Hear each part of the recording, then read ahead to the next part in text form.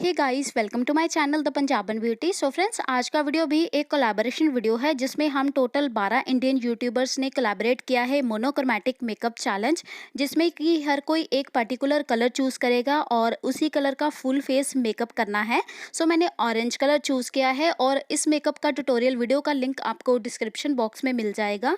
सो चलिए फिर इंजॉय करिए मेरी वीडियो को।